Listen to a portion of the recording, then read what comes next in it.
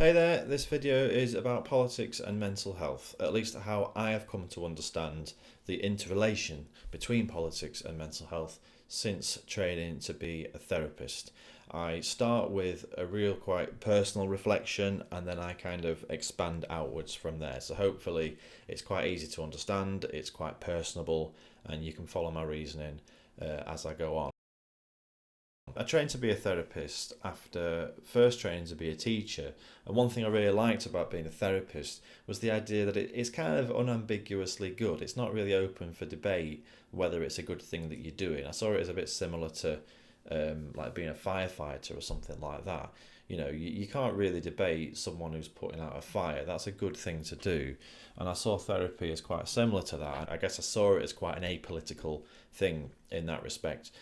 Since training, though, I do think it's a very political thing in many ways. Mental health, therapy, it's all very political. And yeah, that's what this video is about.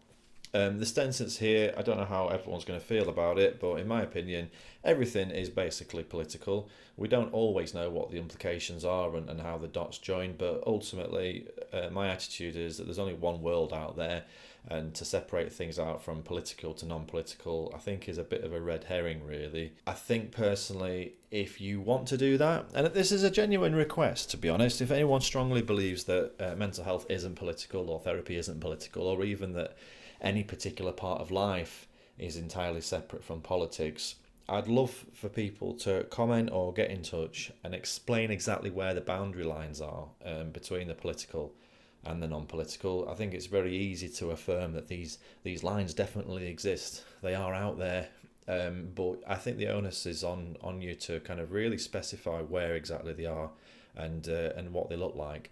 Like I say, only one world out there. So as far as I'm concerned, everything influences everything else in some way, and the more we can join the dots and make sense of it all, the more empowered we are.